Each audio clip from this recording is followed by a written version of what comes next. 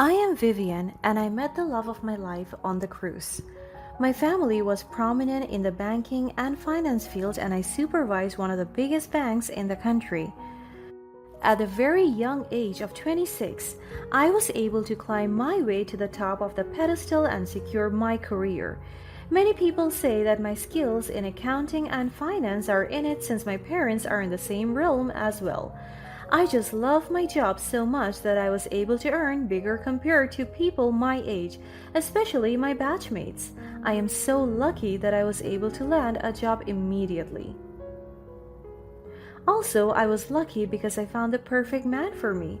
It was a fine day on the cruise. It was our first day when I saw my future husband, Renz. He was quite sophisticated and lost at the same time. He kept on asking the staff where to go and what to do with his things. I was with my friends celebrating my birthday when I was smitten by him. Later that night, we met at the bar, and it is where our destinies started to align. We talked for hours. He told me that he went on the cruise because he wanted to unwind due to family problems. During that night, we talked for hours and we got this instant connection. Aside from exchanging glances and sweet talks, we also exchanged social media and even contact numbers. The entire cruise experience was perfect because I get to meet him, and little did I know that it is the start of our fun adventure. We met several times after the cruise. We bond and date often, and sometimes we would just sit in the parking lot talking nonsense. I came to know him even more from his career as a teacher down to his family. Surprisingly, he is an only child and is very devoted to his family. However, he also rants to me about most of his problems concerning his family, and with that I grew to sympathize and empathize with him even more. We became a couple after 3 months of getting to know each other. I introduced him to my parents and they adore him. They welcomed him as part of the family. However, Renz never got the chance to introduce me to his family while we were still dating because they live in the province. I always wanted to meet them and to know them because I don't want my perception towards them to be clouded with Renz's rants about them to me. But I'm not saying that I'm invalidating his feelings, but I just want to understand them as well. But we never had the chance to meet each other, and I only have little information about them. That is why whenever my father would ask me about his background, I couldn't answer him right away because even I don't know what to say. He kept it a secret to me, and maybe it's just his personality, laid back and mysterious, and he's a very private person. Nonetheless, our relationship was so smooth and healthy. Maybe there were just times that we went into arguments because I was so suspicious of his actions. He would talk to someone on the phone almost every night, and he said that it was just his mom, and he gets annoyed every time I insisted that I wanted to see her. On top of that, he always went back home every once in a month, and he won't ever tell me details of his homecoming. I just wanted to feel like I'm a part of his life, and I'm not just some kind of a prop, but I trust him so much, and every time we argued, we immediately fixed it. And also, sometimes he would ask for money from me. He said that his salary was delayed and that his family needs it. So without hesitation, I lent him money. He kept on saying that he will pay it back, but didn't. However, I paid it no mind because I wanted to help. And with that, after a year of dating, he proposed to me on the same cruise ship where we met. It was a very romantic night and I felt the love. I said yes to his proposal and it was the best day ever. I love him so much and he meant the world to me. So after a month, we finally said our vows and were officially wed. I told him that we should have a long engagement because I want us to travel first, but he insisted on getting married immediately. And he was right. It was the best decision because the love was blooming and ever present. The celebration was very intimate. The guests were just my family members and his mother, Flor, and it was the first time I met his mother. We spent our honeymoon on another cruise ship. My life at that moment was perfect. My career was thriving, and my heart is genuinely happy. But little did I know that beneath the surface of my seemingly happy marriage, a web of deceit and treachery was being woven. The events that unfolded in my life were like something out of a suspenseful drama.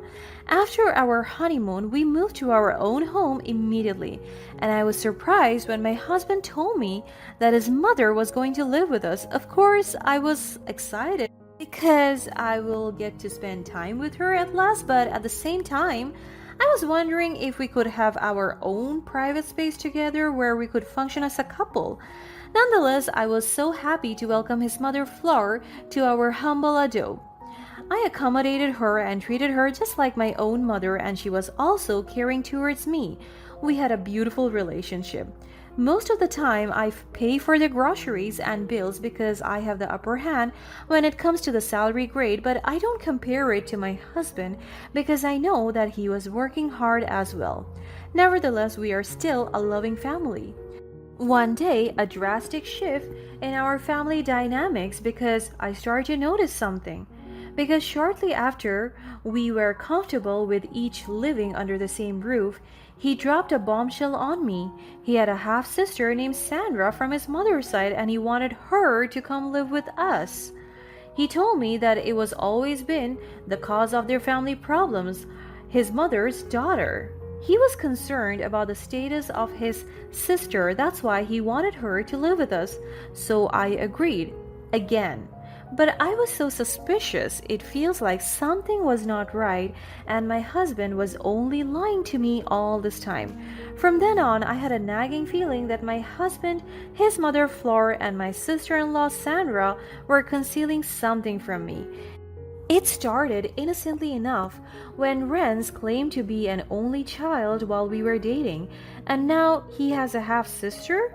Although I had reservations, I empathized with Renz's desire to reconnect with his newfound sibling, and just like what I have said, I welcomed Sandra into our home, hoping that our bond as sisters-in-law would grow strong. And it did. Sandra proved to be helpful and kind, assisting with household chores and effortlessly blending into our lives. But as time went on, I couldn't ignore the unusual dynamics within our family. The closeness between Ren, Sandra, and Fleur was unnerving considering they had only recently discovered each other's existence. Ren was so close to Sandra for only 1 month. I mean, there is nothing wrong about that, but based on their body language, it seems like their relationship was more intimate, and it seems like they have already known each other for so long. I don't want to put crazy and unbelievable conclusions in my head because maybe I was being delusional, but my instincts tell me that they have something going on. Because they would engage in secretive conversations, share knowing glances, and exclude me from important household decisions. And take note, Fleur, my mother-in-law grew distant towards me. She would ask for money from me but talk to Sandra regarding household decisions. On top of that, while I was busy with work, the three of them would go out or travel together without even asking me to join them. They also went home to their province while leaving me behind. It felt as if they were a united front against me, leaving me isolated and filled with suspicion. One fateful day, Flora's love for classical music played right into my hands. As she played the tunes on the speaker, I couldn't have predicted what would come next. The haunting melody shifted and a recording began to play. The voices of Renz and Sandra exchanging vows, pledging their eternal love for one another. I knew all too well that it was their voices. Sandra, my love, from the moment I first laid eyes on you, I knew you were the missing piece of my soul. Today I stand before you, pledging my eternal love and devotion.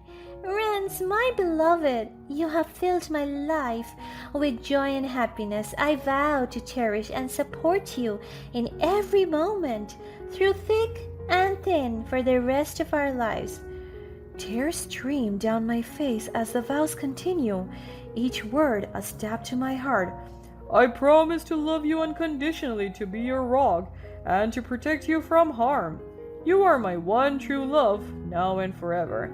And I vow to be your partner in every sense, to stand by your side through all life's challenges. Together we will create a future filled with love and laughter. My hands trembled as I tried to comprehend the magnitude of the betrayal. The realization hits me like a ton of bricks. How could they do this to me? They had been carrying an illicit affair right under my nose, disguised as a sibling relationship. I feel so betrayed. My entire body began to shake. I am having an anxiety attack and I couldn't comprehend what they are saying. I heard Fleur immediately turn the speaker, but it was too late. I already heard everything loud and clear. I also heard Renz and Sandra come rushing to the living room when I heard everything. They found me standing there with no expression at all. I fished out my phone and started to record our confrontation. What is this? Renz, Sandra, what is the meaning of this recording? Vivian, I can explain. It's not what you think. Vivian, please, let us explain. We never meant to hurt you. Explain? How could you possibly explain this? You've been lying to me all along. Confronted with the undeniable evidence, the room fell into a tense silence. I demanded answers, desperate to understand the depth of their betrayal. Vivian, I'm so sorry. Sandra isn't Renz's half-sister. She's his wife. They have a daughter together. I could feel my knees almost collapsing. This is not true. His wife? How could you do this to me, Renz? We're married. We took vows. I just used you for money, Vivian. You were interested in me first in the cruise, and by the looks of it, you were rich. So I did what I had to do. It was all about providing for our daughter. I thought marrying you would secure a better future for all of us. My voice started to shake, and my body is getting weaker. A better future at the expense of my trust, my love, and my happiness? This is beyond betrayal, Renz. It's unforgivable.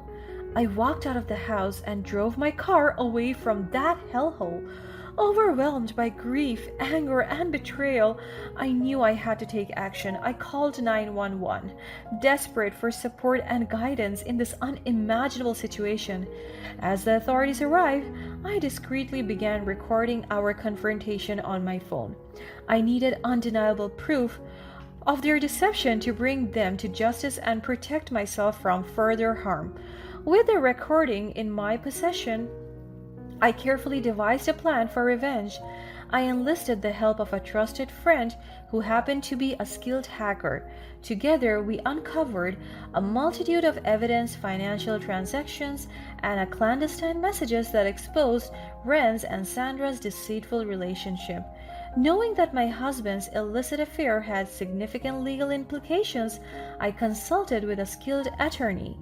Armed with the evidence we had gathered, we plotted a strategic course of action to ensure their downfall. We planned to reveal their secret marriage, the deception, and their motives to the world. As the truth unraveled, I executed my plan flawlessly. I organized a gathering, inviting friends, family, and even influential members of our subdivision. I projected the incriminating evidence for all to see, shocking them with the deceit that had festered beneath our seemingly happy facade. Ladies and gentlemen, thank you for being here today. I have something important to share with all of you. The room fell into stunned silence as the evidence played out, confirming the heinous acts committed against me. Gasps of disbelief echoed through the room, and I could see the fear and shame etched on Renz's and Sandra's face. Without uttering a word, I stood tall, empowering the knowledge that their malicious plot had been exposed. I delivered a poignant speech, denouncing their treachery and the pain they had caused. The crowd, moved by my strength and resilience, rallied behind me in support. Today I stand before you as a survivor, a testament to the indomitable spirit that lies within each of us. I refuse to let their deception define me. From this moment forward, I reclaim my power, my dignity, and my life. News of their actions spread like wildfire, reaching far beyond our community. The exposure of their deceit became a cautionary tale, serving as a stark reminder of the consequences that awaited those who sought to manipulate and deceive others. In the aftermath, I emerged from the chaos with a newfound sense of self worth and an unwavering determination to protect myself from the future harm. Renz and Sandra faced legal repercussions, their reputations tarnished beyond repair. As for me, I rebuilt my life surrounded by a support system that understood the depth of my pain and celebrated my resilience. I channeled my experiences into advocating for victims of deceit and betrayal, using my voice to raise awareness and fight for justice. The revenge I sought was not only successful in exposing their malicious intentions, but also provided me with closure and the strength to reclaim my life. I vowed never to let anyone undermine my happiness or manipulate my trust again, emerging from the darkness stronger and wiser than ever before. In the aftermath of their exposure, the legal consequences for Renz and Sandra were severe. The truth they had tried so desperately to conceal had become a public spectacle, resulting in criminal charges and a lengthy legal battle. Their lives crumbled under the weight of their deceit, leaving them isolated and scorned by society. As their trial commenced, I stood tall as a witness, ready to testify against the individuals who had shattered my trust and violated the sanctity of our marriage. The courtroom was filled with tense energy as the prosecution presented the evidence we had meticulously gathered. The recordings, financial transactions, and incriminating messages laid bare the full extent of their betrayal. I watched as the truth unfolded before the eyes of the judge and jury. Renz and Sandra's attempts to deny their actions were feeble and futile in the face of overwhelming evidence. They crumbled under the weight of their lies, unable to refute the facts laid out before them. The verdict was delivered with a resounding affirmation of their guilt. Renz and Sandra were found guilty of fraud, conspiracy, and emotional abuse, among other charges. The courtroom erupted in a mix of relief and satisfaction as justice was served. The judge, recognizing the severity of their crimes, handed down a sentence that would ensure they paid for their actions. They were sentenced to significant prison terms, effectively ending their reign of deception. While the legal battle brought closure and a sense of justice, it did little to mend the emotional scars they had inflicted upon me. I sought solace in therapy, turning to professional support to help navigate the complex web of emotions that had consumed me throughout this ordeal. It was a long and challenging journey, but with time I began to heal. The experience transformed me in profound ways. I emerged from the darkness with a renewed sense of self-worth and an unwavering belief in my resilience, surrounded myself with genuine caring individuals who restored my faith in love and trust. Together we created a strong support system that nurtured and empowered me as I rebuilt my life. Inspired by my journey, I dedicated myself to helping others who had experienced similar betrayals. I became an advocate for victims of deceit and emotional abuse, using my voice and personal story to raise awareness and provide support. I partnered with organizations, joined support groups, and shared my experiences to let others know they were not alone. In the wake of their downfall, the truth served as a powerful catalyst for change in my life. I seized the opportunity to redefine my priorities and pursue my passions wholeheartedly. I embarked on new career endeavors, seizing the chance to explore my potential and forge a path based on my desires and ambitions. As time went on, the scars from that dark chapter began to fade, replaced by resilience and an unshakable belief in my strength. The revenge I sought was not merely about inflicting pain upon those who had wronged me, it was about reclaiming my power and refusing to be a victim. Ultimately, I emerged from this harrowing experience as a survivor, a testament to the indomitable spirit that lies within each of us.